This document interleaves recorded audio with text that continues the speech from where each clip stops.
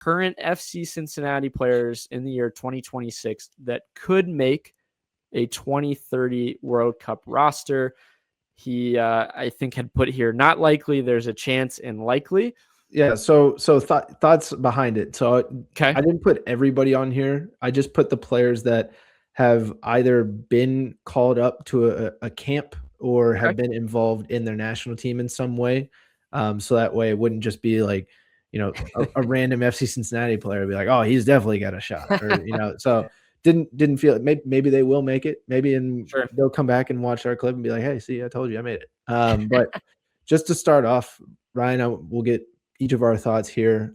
Miles Robinson in 2030, he will be 33 years old. I said there was a chance. Obviously coming into that World Cup, he would have had World Cup experience. I just think it's him staying healthy. I think there's a chance. It's pretty darn slim, though. So are you leaning more on not likely then? Yep, 33, I would say like no chance before, but then Tim Ream's like 38, 39, and he's, playing. I know, that's what I'm saying, yeah. I just don't – I think there's some up-and-coming guys that I could think of, including one of our own that has a better shot. So we'll move on to Roman, who would be 29. Sam says there's a chance. I think that there's a chance, but – again, I wouldn't go a high one just because I wish he would have at least been included to the practice team. We see Diego Cochin is named, and then I think there's another keeper as well. Like if they were thinking about Roman for the future, they would have brought him in and said, hey, we kind of see you for the down the line. I think him and Schulte are people that, hey, domestically, they've been pretty solid in the MLS. Brady is the younger one that maybe could kind of vault himself to a bigger role. So if he was in that 3, I might say there's a better chance, but he's just not. But Sam, Matt Miazga, what'd you think? Yeah, not likely. At that time, he would be 34. And I mean, as of right now, I think you and I can agree he's kind of past his prime a little bit. No way.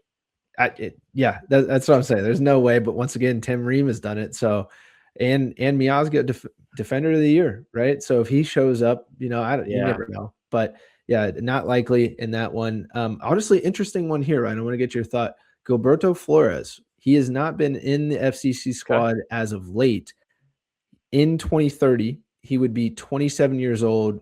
I think there's a chance because he had played in the 2024 Olympics with Paraguay, and Paraguay is in the World Cup this year. Flores is not in that squad. However, I think if things happen, right, I mean, that's 4 years away. So does he mature a little bit more? Does he able to get playing time somewhere else? You never know. 0 chance. All right. Sorry, just from the way I've seen him play, and maybe he goes on a career, run and just is unbelievable. But from what I've seen this season, like he's just not cut out to be an international center back. Like he might not even be an FC Cincinnati center back by the end of the summer. We'll see. Maybe, I mean, is there always a chance? Yeah. And Paraguay is a solid team. I think they had a really good World Cup run. South America is just so deep. And I think that's where there's a lot less likely of a chance for him. Unfortunately, that's just my opinion though. Fair enough. Andre Chirila, he would be 21 years old. I'm going not likely. Ryan, his smirk says otherwise. I think personally he would need a move over to Europe or just become an out-and-out like defender of the year type player to earn a spot. All right. This is my bold one, and I'm going to go. I think he's got a high chance, Sam. At the time, he'll be 21. He's kind of rounding into form at this point. Is he with FC Cincinnati? Is he not? He's a solid, hear me out on this, tall center back who's left-footed and can pass. Who do we have on the U.S. team that can do that currently as a center back? Not a lot. Not a great one. Yeah. So if he can, at the age of 17, do what he's doing and then kind of boost himself up and continue with what he's done, I think there's got to be a solid chance. He's played for youth national teams, as we're going to talk about. He's going to be playing. I think you can't overlook the fact that him playing now is so valuable. And like you said, is Europe the big contender to say, is he at a higher chance or not? Absolutely. That's the way, if you look at all of our center backs, except for Miles, essentially, they're all international, and Tim Ream, I guess, too. But I think it's interesting. I think for me, that's why he's got to be in the running. I honestly, I would be ecstatic. I love Andre. And Ryan, on to the next one, Pavel Bucha, who we just talked about. at the time of the 2030 World Cup, it'll be 32. Do you think there's a chance, or does it depend on the manager or where he's playing? Yeah, I think there's a chance just because Czechia, like, it's obviously a huge country. It's a big football country, but they're so deep. We see how hard it was for him to even make preliminary. But if let's say he's still at FC Cincinnati and tearing it up at the age of 32, he's got good experience at that point. He just doesn't have the world football experience. I still am on the liking of, there's a chance. Yeah. So next one, Samuel Giddy. This is another one I think has a good shot. I think there's a chance that Samuel Giddy, you could see him in the 2030 World Cup. I think it's solely just based off of Slovakia getting into the World Cup. They were, I believe they were in the last one and missed out, on the World Cup this time. But Giddy's been in the U21 consistently for the Slovakia national team. Yeah, I think honestly, again, a solid player at the age of 22. That 26 is like your prime of your career, and like Slovakia, they could definitely use Giddy. I think he's been, U20 teams, and I think there's a very high chance, honestly, is what I would put. Of all of the other players, I think, him and Ender probably is a very high chance. Yeah, for sure. I had to throw Evander on here. Very not likely. He'd be 31 at the time. But you don't think so the reason I say this is he would have to be on a godlike level, because he's just getting completely disrespected right now as it is, from Brazil, in our opinions. He's getting that from Brazil, Sam. He's not cap tied to Brazil. It's true. Could he do a green card-esque Get the green card to become a U.S. citizen, stay in the U.S., become a U.S. citizen? Could we use Evander on this current national team? Of course we could. What do you mean? Yeah. Of course. I mean, imagine him, fighting for a spot, with Tillman or something like that, or Gio Reyna, even for like some submin. I mean, I think that would be your avenue. Like, not that we're like preaching to Evander to like go get U.S. citizenship, but like Lucha looked into it. Yeah. I don't know. We'll see. Just saying. Dotto, Sam, what do you think?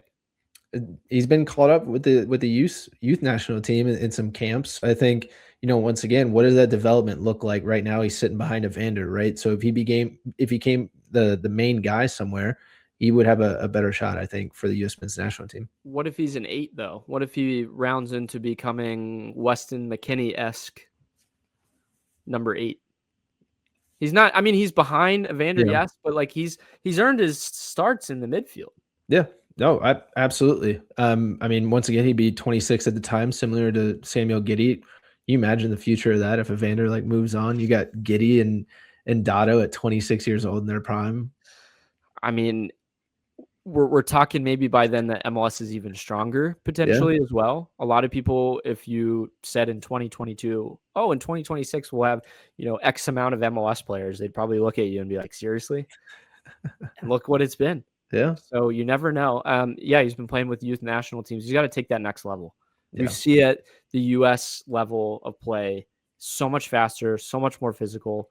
If it's in an 8 role, he's got to be the best in the MLS. He's got to be a Sebastian Berhalter level, right?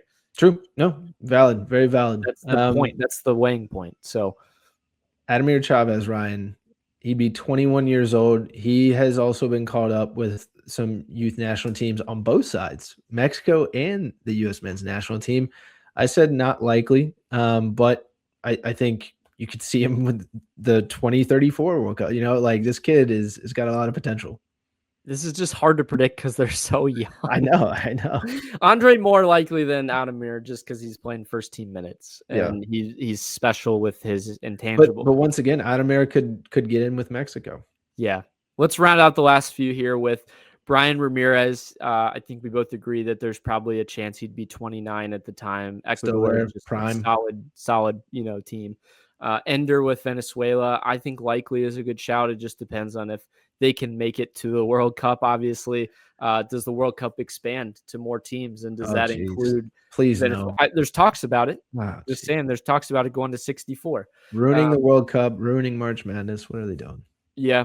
Denkey, I think if Togo could make it, they just weren't good in qualifying. I think he's going to be there because, I mean, I don't know how deep Togo is. It's just Denkey's a legend there. And I think like he's going to be, similar to Kai Kamara. Like I'm going to just play for my national team forever if they keep calling me. It's Jogo make the World Cup. Yeah, exactly. I think, Denkey, obviously, like you said, be 29 at the time. So in his prime, for sure. Yeah. And then Stefan Chirila, I think we both agree, like there is probably more likely not a chance. Again, he's got to be playing some first team football to even have that. Does it, consider a European move at that point to boost himself? But all interesting ones. I like that segment. That's interesting to think about the future like that. I could not have told you that, 4 years ago about any of these players because we didn't really have a single one except for probably Nick Hagglund, right? Yeah. But Sam, any FC Cincinnati coaches? Do you think at any point we see any of the coaches? I know that Kenny Arena's been an assistant for the U.S. team before. Pat Noonan, when he was coach of the year, people were saying, hey, some shouts for him. Do you think at any point we'll see any talk about that? Potentially. I think, both of the ones that you named there, I think have a shot. Kenny Arena, maybe a little bit. I don't know if Pat would ever go U.S. men's national team, but I feel like those two guys, I don't know if Pat would have to really maybe like win a couple of MLS Cups for him to get the pedigree in order to, okay, hey, like we trust him with the main head coaching job. I don't know if he would, do you think he would take like an assistant job if it was with like maybe a buddy or something that he's like, Jim hey, Curtin? I'll go do this with you, or Jim Curtin, you said? Yeah, that'd be interesting. Yeah, that'd be fascinating. I'm going to put an honorable shout out to Ricardo Paez, our assistant manager. He's a Venezuelan national former player. He's just a legend down there. 47 years old. He's been an assistant with us now for a while. I think he could have a real shot potentially down the line to be Venezuela's manager because he was a legend for their team. So kind of honorable shout, for that one. I think that'd be interesting to see.